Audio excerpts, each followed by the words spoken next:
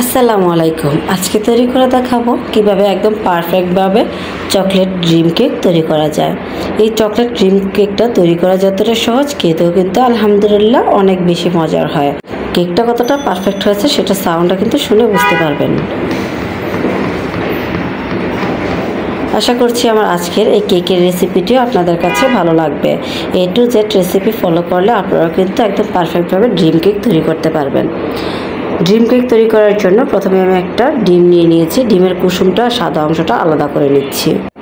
ডিমের কুসুমটা আলাদা করে নেওয়া হয়ে গেলে ডিমের সাদা অংশটাকে 30 সেকেন্ডের জন্য একটু বিট করে নেব। ডিমের সাদা অংশ যখন এরকম হালকা একটু ফুমি হয়ে আসবে, একটু ফেনা ফেনা হয়ে আসবে, এই পর্যায়ের মধ্যে দিয়ে দিচ্ছি 1/4 কাপ পরিমাণে চিনি। চিনিটাকে আগে থেকে ব্লেন্ডারে পাউডার করে নিয়েছি। চিনিটা দিয়ে খুব ভালোভাবে ডিমের সাদা অংশটাকে ফোম করে নিব।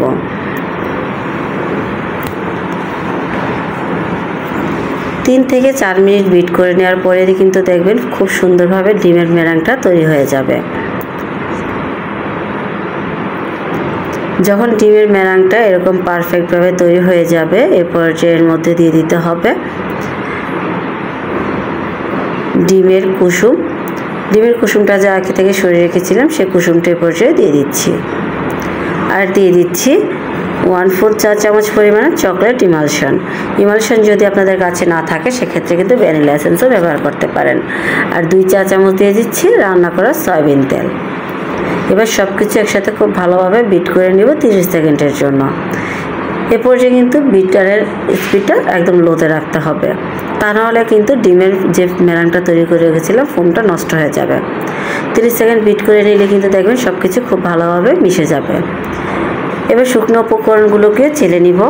একটা স্ট্রেনারের মধ্যে দিয়ে দিচ্ছি 1/4 কাপ পরিমাণে ময়দা, 1/2 টেবিল চামচ দিয়ে দিচ্ছি কোকো পাউডার, 1/4 চা চামচ দিয়ে দিচ্ছি বেকিং পাউডার।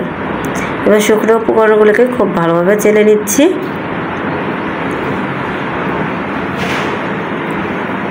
শুকনো উপকরণগুলোকে ভালোভাবে চেলে নেওয়া হয়ে গেলে বিটারের যে হুইস্কটা ছিল সেটা দিয়ে সব কিছু খুব ভালোভাবে মিশিয়ে নেব।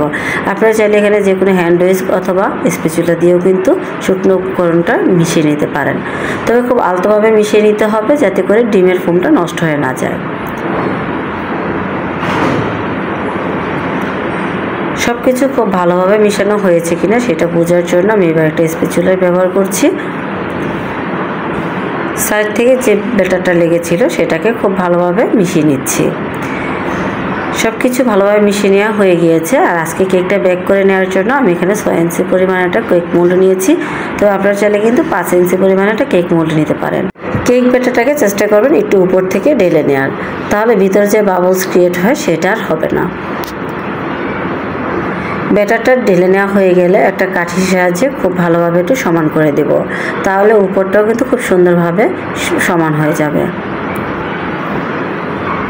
সমান করে নেওয়া হয়ে গেলে 15 মিনিটের জন্য প্রিহিট ওভেনে বেক করে নেব।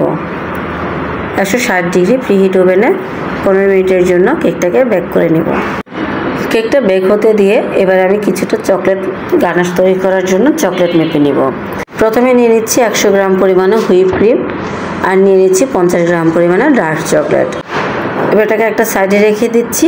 আরও একটা বাটি নিয়ে নিচ্ছি। এবার এর মধ্যে দিয়ে দিচ্ছি 60 গ্রাম হুইপ ক্রিম আর 60 গ্রাম নিয়ে নিচ্ছি ডার্ক চকলেট।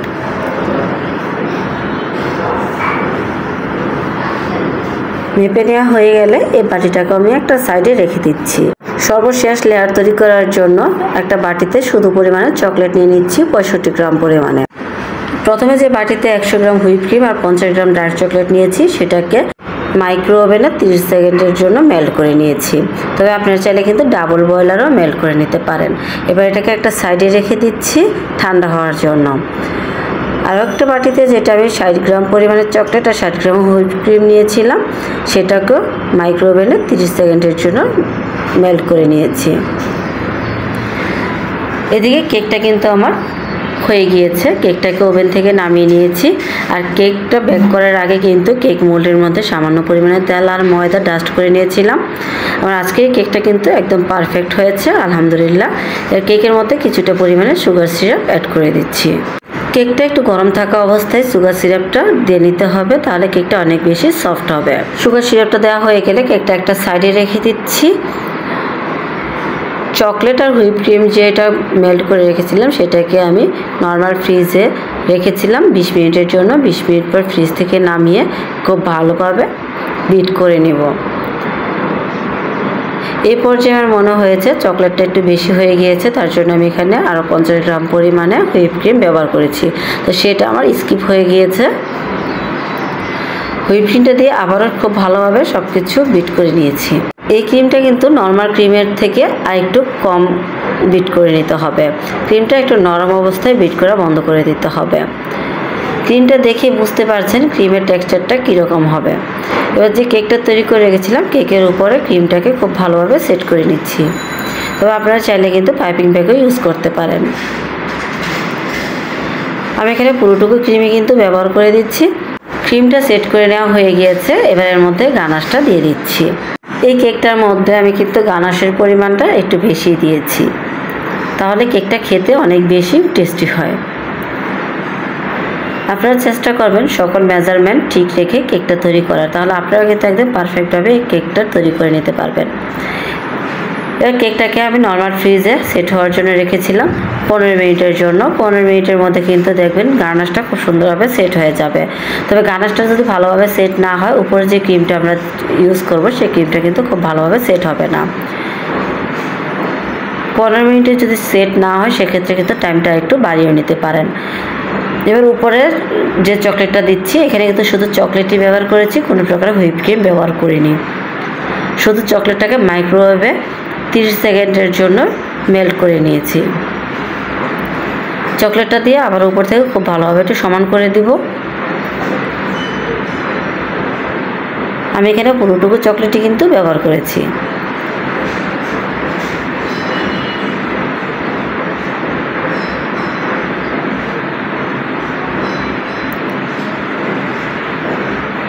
চকলেটটা দিয়ে একটু যখন ঠান্ডা হয়ে আসবে তারপরে এটার উপরে দিয়ে দিচ্ছি চকলেট পাউডার।